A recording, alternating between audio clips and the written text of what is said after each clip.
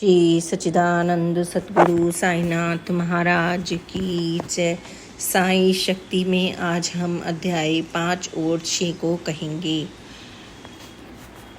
मैं गुरुवार तारीख 13/3/97 को अपने दैनिक कार्यों को पूरा कर घर वापस आ रहा था।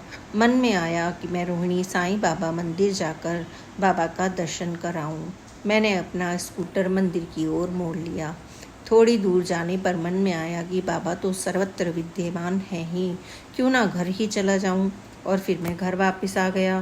3 दिन बाद यानी 16/3/97 के दिन रविवार की रात्रि में हम परिवार गहरी निद्रा में सोए हुए थे कि अचानक बिस्तर में आग लग गई, जो मेरे पैरों के ठीक पास में थी। पता नहीं कितनी देर से बिस्तर का गद्दा और चौकी की लकड़ी जलती रही। कमरा धुएं से भर चुका था, लेकिन चमत्कार बाबा का ऐसा कि आग मेरे पैरों के पास थी, परंतु एक चिंगारी भी स्पर्श नहीं कर पाई। पत्नी व बच्चों किसी को भी कोई क्षति नहीं पहुंची। हम सभी स्वस्थ एवं सकुशल बच गए।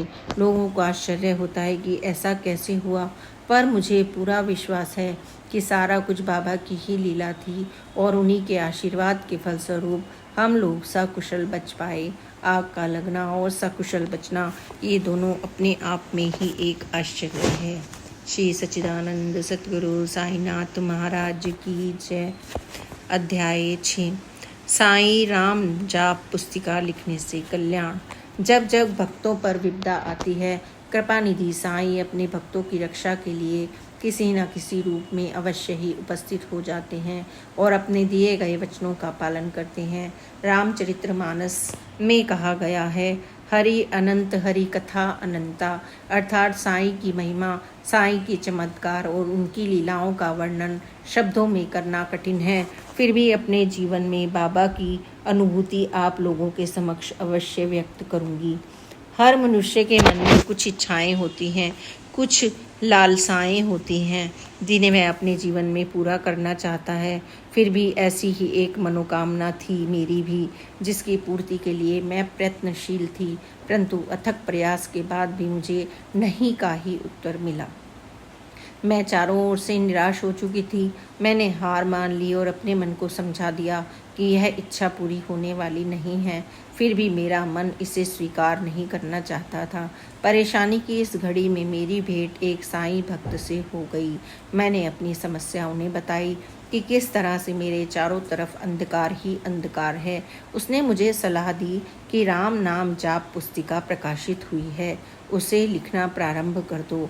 पुस्तिका पूर्ण होने से पहले ही निश्चित रूप दया निधि साईं तुम्हारी मनोकामना पूरी करेंगे। साईं नाम का संबल मेरे पास था। साईं चरणों में पूरी श्रद्धा और विश्वास के साथ मैंने प्रतिदिन एक पृष्ठ साईं नाम लिखना प्रारंभ कर दिया। अंत में वह दिन भी आ गया जब मुझे पुस्तिका का अंतिम पृष्ठ पूरा करना था। अनेक विचारों से मेरा मन उद्वेलित था। अचानक मुझे पता चला कि मेरी मनोकामना बाबा ने पूरी कर दी है और मेरी आंखों से आंसुओं की अविरल धारा बहने लगी। क्या हुआ, कैसे हुआ?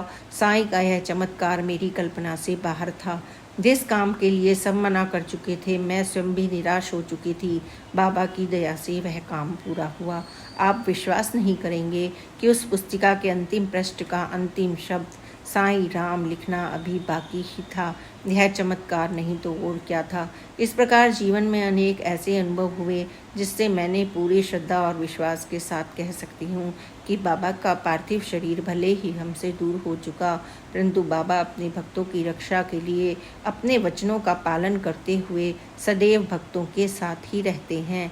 आप सबसे मेरा नम्र निवेदन है, साईं राम नाम जाप पुस्तिका आज से ही लिखना प्रारंभ करें। स्वयं बाबा की उपस्थिति का अनुभव करें और अपना यही लौकिक तथा पारलौकिक जीवन सफल बनाएं। साईं बाबा आप सबका कल्याण करें, यही बाबा से मेरी प्रार्थना है। श्री सच्चिदानंद सतगुरु साईनाथ महाराज की जय। Please like and subscribe this channel और इसी तरह की अन्य अनोखी कहानी, बाबा की लीलाओं, बाबा के चमत्कारों को सुनने के लिए आप खुद तो इस चैनल को सब्सक्राइब करें ही, अपने संबंधियों में, मित्रों में भी इस चैनल के बारे में बताकर उनसे सब्सक्राइब कराएं, ताकि वे बाबा की लीलाओं को जान और सुन सकें।